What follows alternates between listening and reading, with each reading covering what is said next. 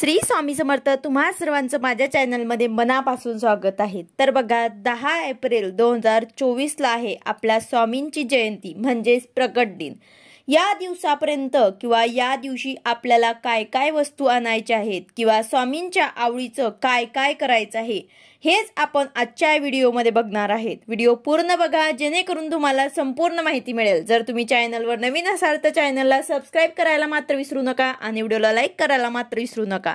तर बघा सर्व स्वामी सेवेकरांना या दिवशी पहाटे ब्रह्ममुहूर्तावर ते उठायचं आहे। म्हणजेच काय तर 4 वाजता सर्वांनी या दिवशी तरी नक्कीच उठायचं आहे आणि आंघोळ वगैरे करून पूजा करून स्वामी समर्थांच्या आपल्याला 11 माळी जप करायचा आहे किंवा जे जमेल ते सेवा तुम्हाला करायची आहे। स्वामी चरित्र सारामृत तुम्ही पठण करू शकतात।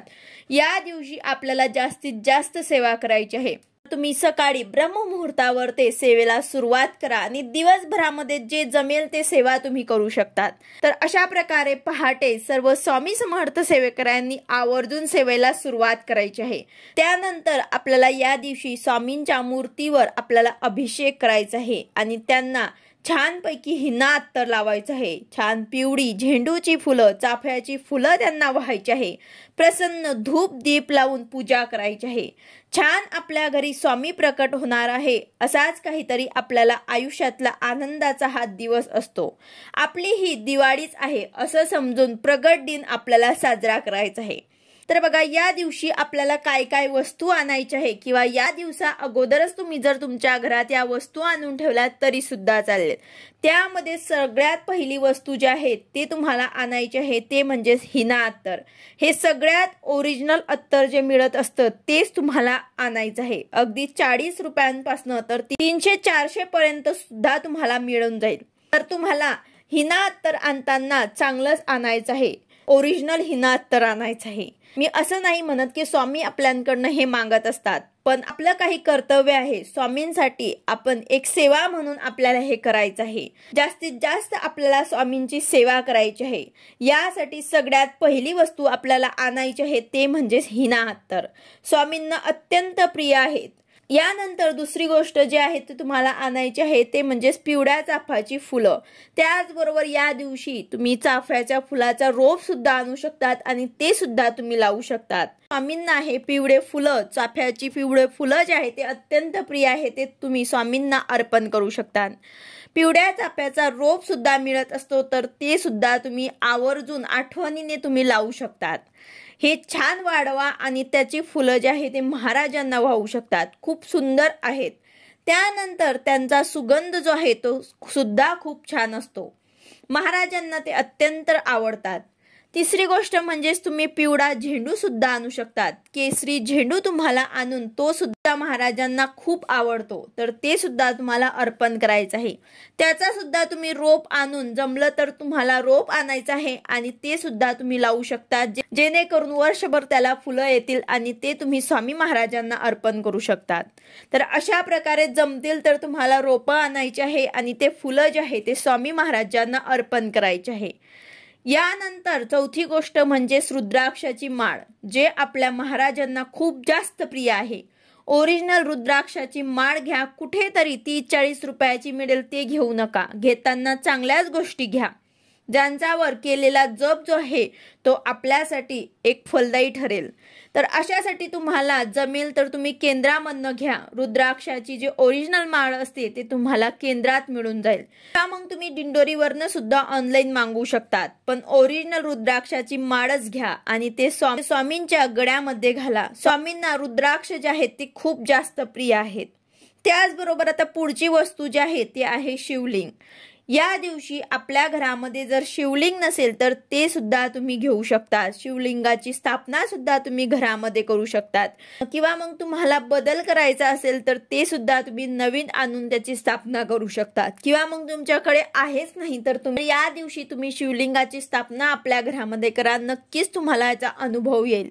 पुढची गोष्ट जी आहे ते तुम्हाला महाराजांसाठी वस्त्र घ्यायचे आहे। वस्त्र म्हणजेच तुम्हाला फेटा घ्यायचा आहे। जसं आपण दिवाळीसाठी स्वतःसाठी वस्त्र घेतो तसं महाराजांसाठी सुद्धा या दिवशी तुम्हाला नवीन वस्त्र घ्यायचे आहे। नवीन वस्त्र तुम्हाला आणून ठेवायचे आहे।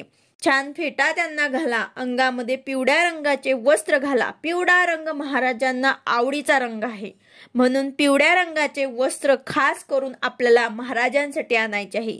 गादी आणि लोड छोटे छोटे जे मिळतात ते महाराजांना खूप अतिशय प्रिय आहेत. म्हणजेच महाराजांच्या दरबारात जेव्हा तुम्ही अक्कलकोटमध्ये गेला असेल तेव्हा सुद्धा तुम्ही तिथे बघितलं असेल की तिथे सुद्धा गादी आणि लोड सुद्धा आहेत. तर अशा प्रकारे आपल्याला छोटीशी गादी आणि 2 लोड सुद्धा घ्यायचे आहे.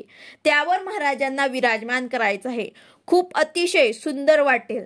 त्यानंतर आता पुढची गोष्ट जी आहे ते चंदन. चंदन महाराजांना रोज लावायचं असतं आणि महाराजांना हे खूप आवडतं.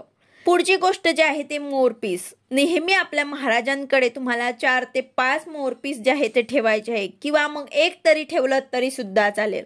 खूप शुभ असतं आणि महाराजांकडे मोरपीस असावेत. महाराजांना दृष्ट लागू नये म्हणून कुणीही येऊन गेलं की महाराजांना मोरपिसाने वारा घालायचा असतो. म्हणून नक्कीच तुम्हाला मोरपीस सुद्धा या दिवशी आणायचे आहे. त्यानंतर या दिवशी आपल्याला सर्वात आवडीचं म्हणजेच महाराजांसाठी आपल्याला नैवेद्य काय बनवायचं आहे. महाराजांना नैवेद्यामध्ये काय आवडते, तर सगळ्यात पहिले तुम्हाला बेसनाचे लाडू करायचे आहे. महाराजांना अतिशय प्रिय आहेत बेसनाचे लाडू. तुम्ही थोडे का होईना पण आवर्जून तुम्हाला बनवायचे आहे. यानंतर दुसरं तुम्ही पुरणपोळी बनवू शकतात. स्वामींना खूप आवडते पुरणपोळी.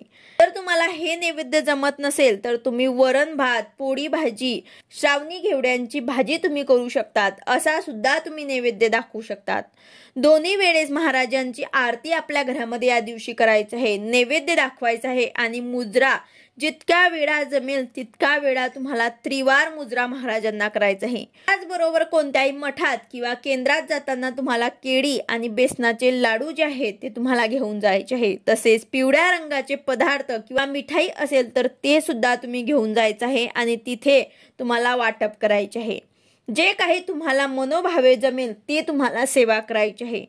त्याचबरोबर या दिवशी तुम्ही स्वामी चरित्र सारामृत, विष्णू सहस्रनाम, तारक मंत्र याच्या छोट्या छोट्या जे आहेत ते ग्रंथ असतात ते मिळतात, ते सुद्धा तुम्ही देऊ शकतात, जेणेकरून ते सुद्धा सेवा करतील. तर अशा प्रकारे तुम्हाला ग्रंथ तुम्हाला वाटप करायचे आहे. ग्रंथ एखाद्या सेवेकऱ्यांकडे जर नसेल तर ते सुद्धा तुम्हाला तिथे जाऊन वाटायचं आहे. अशा प्रकारे आपल्याला स्वामींचा प्रगट दिन जो आहे तो साजरा करायचा आहे आणि त्याचबरोबर सेवा सुद्धा करायची आहे. आणि ह्या ज्या काही मी वस्तू सांगितल्या आहे यामधून तुमच्याकडे जे वस्तू नसतील ते आवर्जून तुम्हाला आणायचे आहे. तुम्ही आधी आणून ठेवा किंवा त्या दिवशी आणा, पण आवर्जून तुम्हाला या ज्या वस्तू आहेत ते या दिवशी तुम्हाला तुमच्या घरात आणायचे आहे. आणि स्वामींना तुम्हाला वस्त्र, हिना अत्तर लावायचं आहे. चाफ्याची फुलं जे आहे ते अर्पण करून स्वामींचा वाढदिवस, स्वामींचा प्रगट दिवस आपल्याला अशा प्रकारे साजरा करायचा आहे. व्हिडिओ आवडला असेल तर लाईक करा, शेअर करा, सबस्क्राईब करा. भेटूया अशाच नवीन व्हिडिओ सोबत. श्री स्वामी समर्थ.